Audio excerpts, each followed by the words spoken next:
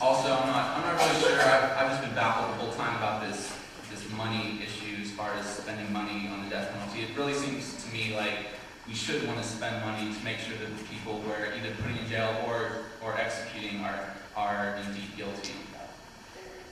As for the first part, I'm not really, I lose track. I feel like a Supreme Court justice up here being questioned by things. Questions are like narratives. Point of order, the Supreme Court justices ask the questions, not the other way around. I was talking about the confirmation hearings. You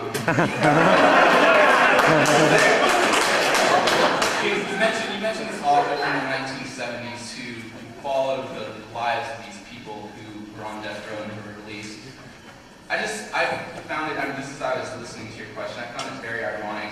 The first thing I thought was who would follow the lives of the victims of those people killed. And I suppose that's just really it's not possible. And I think that's very unfortunate. Because that's really what society is deprived of. I'm not really sure if being deprived of 12 murders or how many murders you said it was would be as much of a detriment as not having those people back. I guess that's my answer.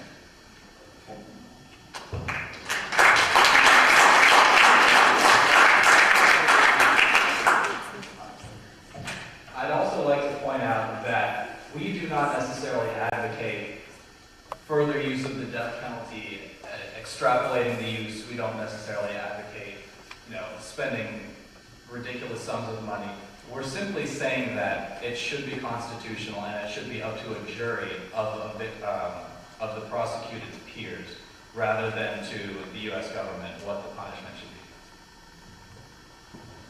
Okay, and now Young Conservatives in Texas will have the opportunity to pose a similar question to campaign to end the death penalty. Okay, so we're asking questions about here. Sure. Yeah. Okay. All right, so tonight you guys, and just once again before I guess this is the last time you get to speak, so just once again I'd like to thank you guys for listening to debate, everyone here for coming, and to remind you all that as far as our position goes, we're the negative, so if you agree with us, then walk out the nay doors, I believe is up there. And the resolution, I believe, is that we should abolish the death penalty, a moratorium, what have you. In order to agree with that position, you have to be persuaded, I believe. I'm not really sure about the rules, but persuaded, like in the affirmative, that they're right, they have the burden of proof. All right. So anyway, the question. All right, you guys, the members of the campaign to end the death penalty, presented a lot of. My question is, in your minds, what would be the ideal racial composition of victims, convicts, and jurors, and how would you propose the government go about accomplishing such idealized racial breakdowns? I will also note that the resolution is whether or not capital punishment should be abolished in the United States. And to consider that question absent a serious, honest regard for the actually existing conditions of the United States, in which the specter of racism still haunts us, in which class disparities still exist, in which prosecutors and politicians still have motivation to support capital punishment and create death sentences, that is the very, very essence of the capital punishment debate. So while I hate to disappoint and not answer this question, I feel it's an abusive and unethical question that, again, avoids engaging our arguments as they have been argued. We're not talking about what racial composition we want to see. We are talking about how capital punishment functions in society, which is the entire essence of tonight's debate. And it appears I do have some time left. You have to add anything?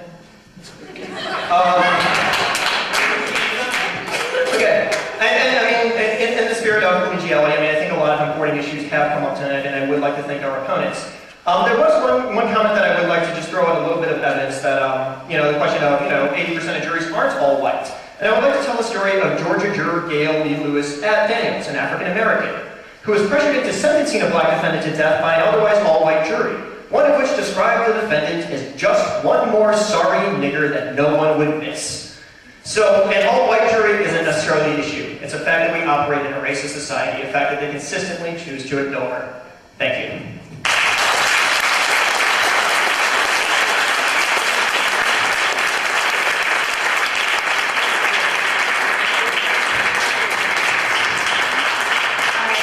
Thank you all so much for coming out. I'd like to thank our panelists especially.